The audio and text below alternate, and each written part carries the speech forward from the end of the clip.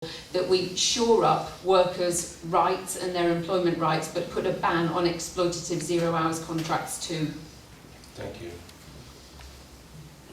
Ryan? Yes, quite agree. Ultimately, there should not be abusive workplaces with agency staff. It's not in their interests, it's not in ours. We need sustainable employment, we need support for small businesses. If we remove the national insurance employers' national insurance contribution for small businesses, it makes them stronger.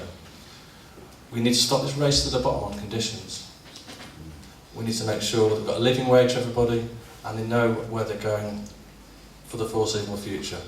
In hard financial times, usually the first thing that suffers is employees' conditions, and we must do all that we can to maintain that by making our communities stronger and more resilient.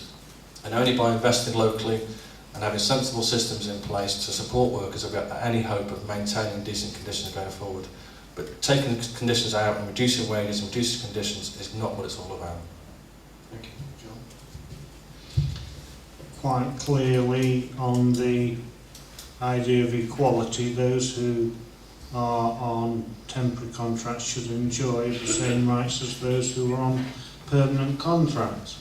I think we have to be a little bit careful when we talk about agency workers. I have no problems with agency workers in the sense that I would understand them, somebody coming in and working at the college for a set period of time. However, I think we have to be a bit more careful when we come to situations such as consultants, who could quite easily call themselves agency workers because they're only there for a short period of time. And obviously consultants are in a much better position to defend their rights and how much they get out of a situation than are just ordinary workers. So I don't think it's a simple, I think it just needs a little bit of thinking out before we go headlong into what we do. Okay, well, I've worked for several job agencies, low-end in warehouses and factories, and it's not a pleasant experience. You feel constantly threatened, your job security is constantly under question. I fully support the idea of getting rid of 0 hour contracts. That's a massive step back towards Victorian times again. It's not something that we want to lean towards. The problem is that there is an excess in the unskilled labour market in this country, caused by several things, not the least of which is mass immigration and a lack of social mobility that stops people from working class backgrounds obtaining proper qualifications and moving up. In short, in order to stop this, we need to address the issue of too much unskilled working class labour, and that way companies will come to value their lower-end workers a lot better. Thank you. Oh, and I think I'd like to put in here a question from China Zakun, because we're going to move on to some more general questions about the constituency and candidates. So, China, do you have your question written out? Do you want me to read it for you? Okay. Yeah. Do you want me to read it for you? Can I just say, I was really hoping to hear our local MP answer this question tonight in person. Yeah. Could you say that into the microphone?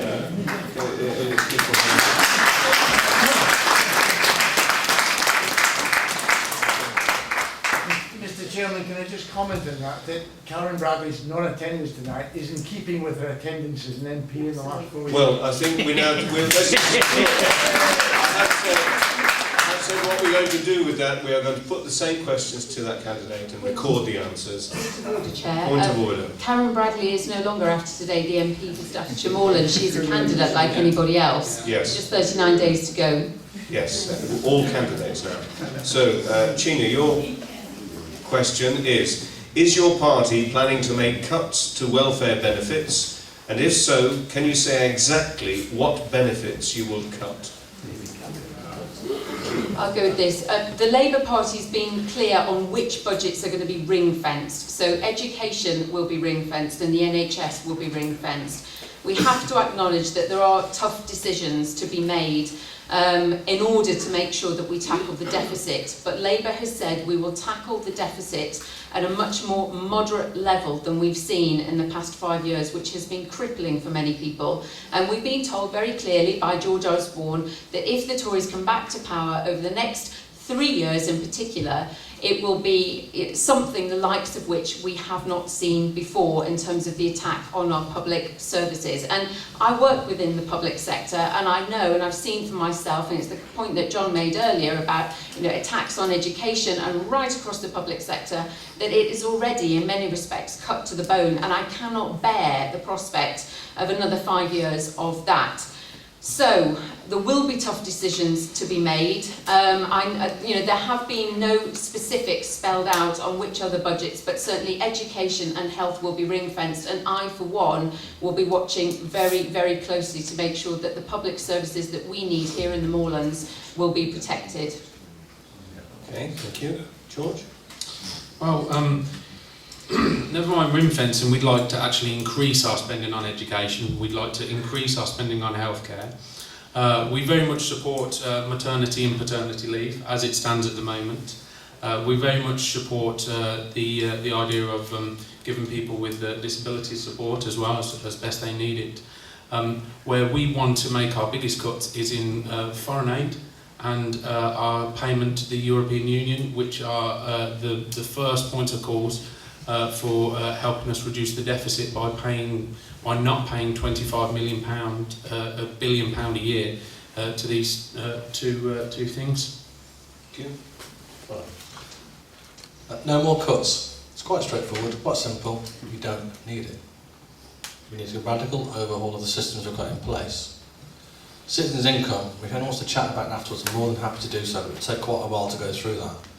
But that's a cost-neutral way that we can get everybody in this country out of poverty, every man, woman and child out of poverty. We need to be honest with ourselves about what we really want to do and be divisive about saying getting out of Europe or cutting foreign aid. In fact, Green Party policy is to increase foreign aid to 1% of GDP, where we involve in renewable energy schemes abroad, development schemes, because ultimately countries abroad are going to develop. At the moment they're going to use dirty energy because it's cheap. We need to make sure that if we're going to use foreign aid, it does the right thing. There is no point ring-fencing health or ring-fencing schools if they're going to be prioritised, if they're going to be academies, if they're going to be free schools.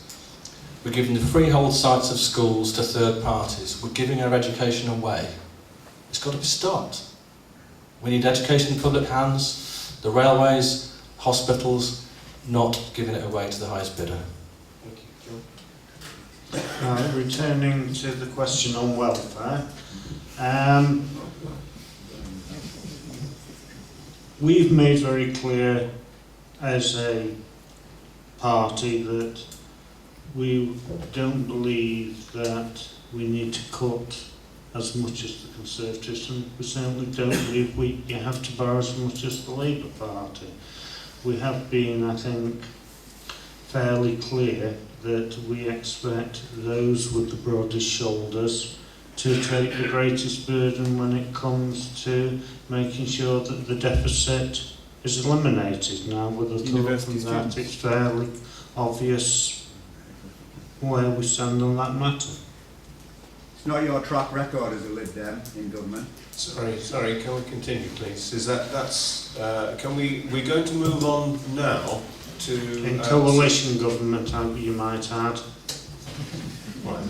We're going to move on to some questions relating to the constituency in general and to the candidate. So can I have the next question from Philip Barks, please?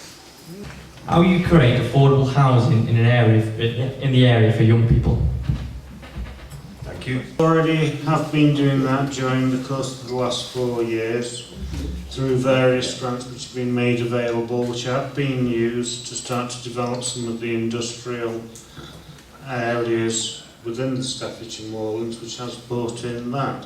We've introduced the pupil premium in local schools to make sure that those schools that have been in the past very much under-resourced are much far better resourced to produce the skills that we need to actually transform the Staffordshire Moorlands from what is one of the lowest skilled, lowest paid economies in the West Midlands into something that in the future will have the skills, etc., to move on. So we've made a start and we would wish to continue along those lines. Okay, Jill. Sorry. Thank you.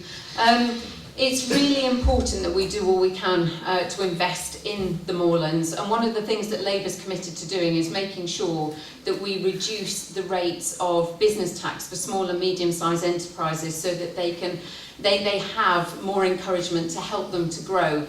We know that the number of small and medium-sized enterprises are growing, and they are a very, very important local employer for us. I alluded earlier to the living wage. It's really important to make sure that people who are living and working here are earning a fair day's pay for a fair day's work. And at this point in time, over a third of all adults in the Moorlands are not doing so. And of all working women here in the Moorlands, nearly 50% are not earning a living wage of £7.85 an hour. So we must make sure that we at least raise the minimum wage, which Labour is committed to doing, but I will keep campaigning for a living wage for all.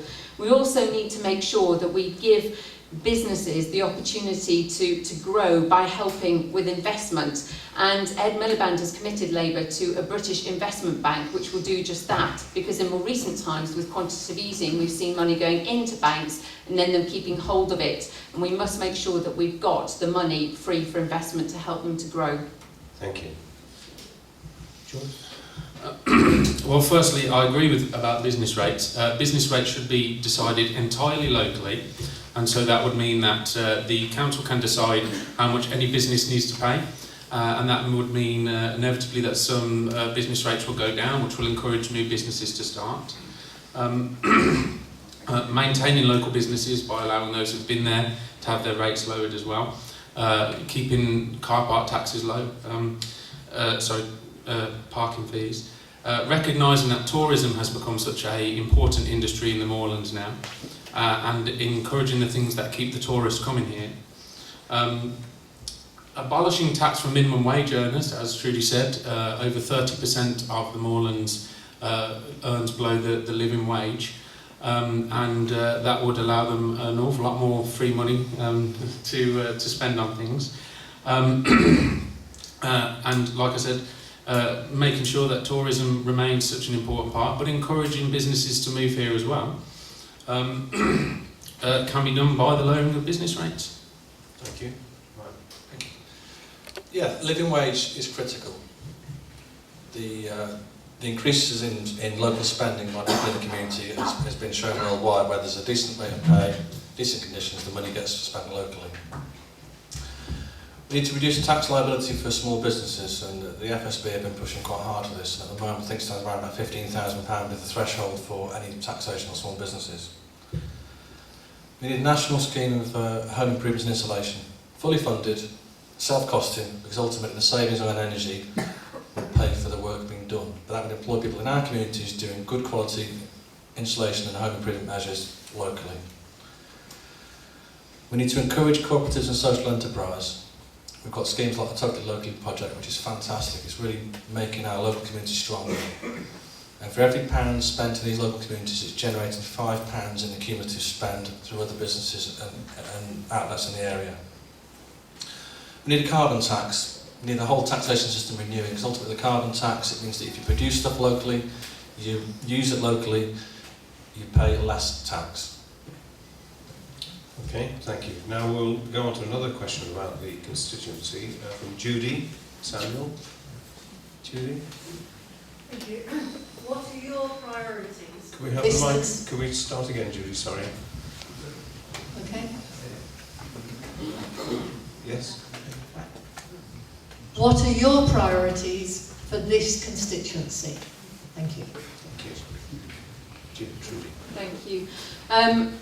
My priorities are about making sure that we've got an economy which is fair and which is thriving, as well as a society where we recognise our interdependence on one another, but also our dependence upon our public services. So my top priorities will be around protecting our public services, and we have seen time and time again in the Moorlands and indeed elsewhere nationally, our public services under attack. So I will continue my work to make sure, with whatever means possible, that we look to overturn what I believe to be the dreadful decision of North Staff CCG a few weeks ago to scrap free hearing aids for those with mild hearing loss. It sets a very dangerous precedent and attacks the very principle of the NHS being free at the point of need. I will continue to strive to make sure that we keep the NHS in public hands. I've been working very hard against the privatisation of the NHS and will continue with that work. Building more social and affordable housing is really important, and making sure that people in the Moorlands have a living wage that allows them to come out of in-work poverty, and that those who need our help and need that security safety net from the state have it. Thank you. John. I will use all my strengths and all my persuasion to try and keep us safe. I'm particularly worried at the moment with what is happening with the fire service. There is a very real possibility that we will have downgraded services both in Cheadle and in Biddulph, which could endanger lives. I'm particularly worried about how the police budgets have been handled and look as though they may continue, particularly if we get a Conservative government in the future. So that's another area of great concern for me. I think these services in the past have bound us together as a society, and I see them coming under quite a sustained attack at the moment, and it's something which I'm not very happy about at all, and it's certainly a priority for me that we keep ourselves and our fellow citizens safe. Thanks. George? I think for me the priority is the restoration of the confidence of people in every aspect of our government. The thing that I most get told about is that we have been misrepresented. We've been misrepresented at local level, we've been misrepresented at national level, and we need a return to localism is the thing that has most been told me. The other thing that I think really needs to be stood up for is the long forgotten plight of certain people involved in agriculture. Our farms are not doing very well at the moment. They are a cornerstone of our economy, and local farmers are coming under horrendous trouble from things like milk prices, food prices in general, where competition from the continent and lack of regulation is causing them serious amounts of trouble. Beyond that, it's just about time that someone actually listened to the people, listened to what matters to them, things like development, things like keeping shops open in town centres, has for far too long now been neglected. Thanks. Brian? I think priority one to start with is young people. Facilities and service to young people. Get the youth service back up and running again. Give them something to focus around, something to get involved with. Workers' rights and living wage, because the whole of our communities are seriously a danger unless we support working wages and living standards. Protect the environment and diversity. We need to support small farmers. They're under threat, as George has said, and we need to make sure that we've got a long-term sustainable farming and food production in this constituency. We need public ownership of schools, transport, NHS, and to make sure that our emergency services are protected. I'd say energy efficiency measures for homes is critically important, and support for sustainable small businesses. And we need to make sure there's affordable housing, so when people are in a position to buy into a house they can afford to buy, or alternatively there's social landlords with houses available at a reasonable rent. At the moment we're just not meeting any of these measures, and everything has just been let down. Thank you. Mentioning housing, I'd like to move on to the question from Chris Wood. Is Chris there?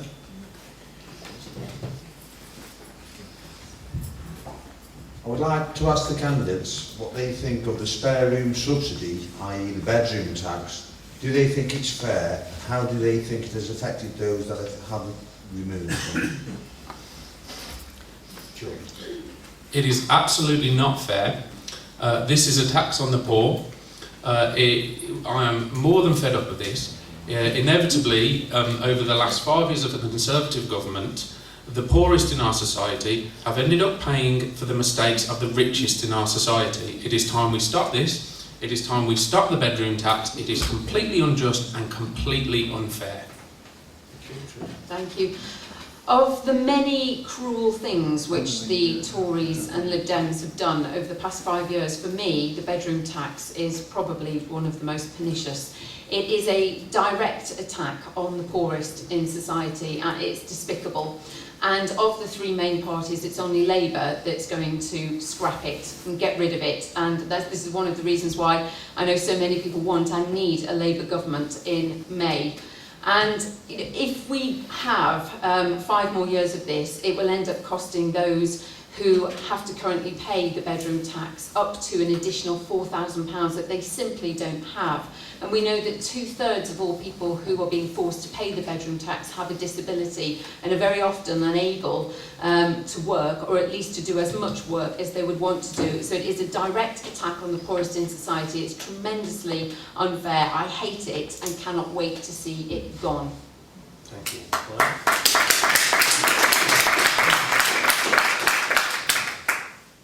Yes, I support all that. It's all good. Yeah, bedroom tax is a disgrace. It's an excuse to marginalise the disenfranchised and the poor. It's a bit of a stock in trade over the last 5 years, and it's got to stop.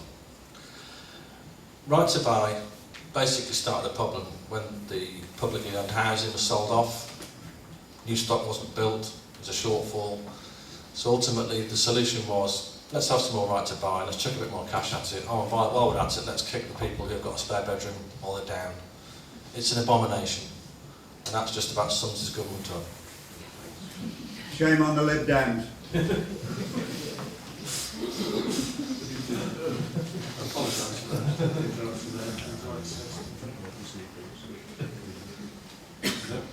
That's an absolutely pointless bloody comment, quite frankly.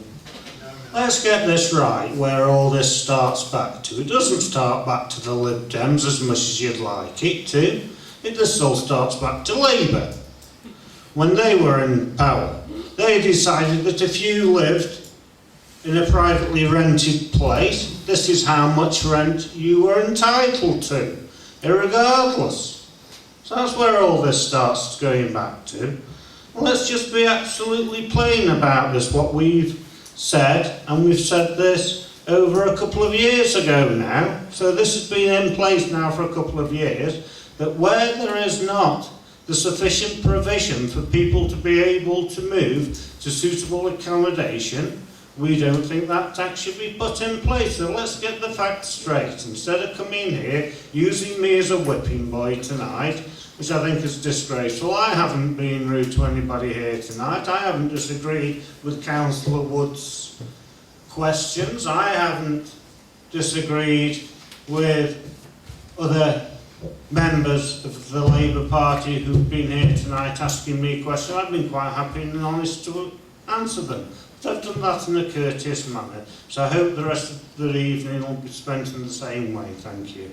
Right, and we will do that. Now, I've got another question from Philip Barks. This is the one. How will you tackle rural crime when frontline policing numbers are being cut?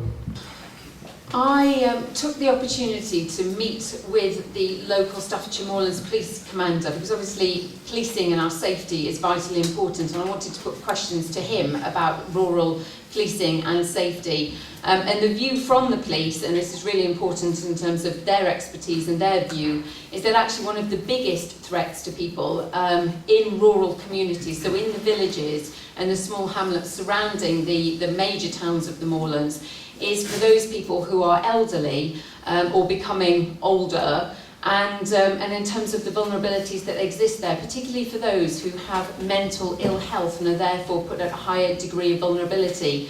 And so what the police were saying actually is that dealing with some of the cuts to frontline services has been difficult enough for them directly, but by far and away the biggest thing that they're finding. The biggest threat to people, the biggest issue for rural policing is around mental ill health and the lack of provision for people who need adult social care and mental health support from those teams. And that isn't necessarily the response I've expected, that for the police themselves, they're saying that the cuts which have occurred to the mental health budget and adult social care have been devastating for some people. So we must make sure that we address those very issues in order to help the police. George? Yeah. Well, I think the cuts to frontline policing is a very bad idea indeed. I think if anything we need to encourage spending on frontline policing, particularly in rural areas where certain criminal gangs have been engaging in all sorts of activity from stealing, theft to burglary, and there has been an increasing amount of it across the country. We need, in towns, we need bobbies on the beat. But in rural areas, we need policemen to be in cars, and we need to maintain our small police stations in various villages in and around rural areas. But more than that, I think something that has been sadly neglected in policing and we need to encourage is the idea of community support. Neighbourhood and farm watch schemes are an incredibly good idea for reducing crime in rural areas. I'm a member of my neighbourhood farm scheme, and when we had a wave of metal theft going on in the area, the community support officers were very quick to respond to us, and an amount of community support is an excellent thing for police in rural areas. George, given your keenness to get rid of managers, I'm surprised you're not calling for the abolition of police commissioners.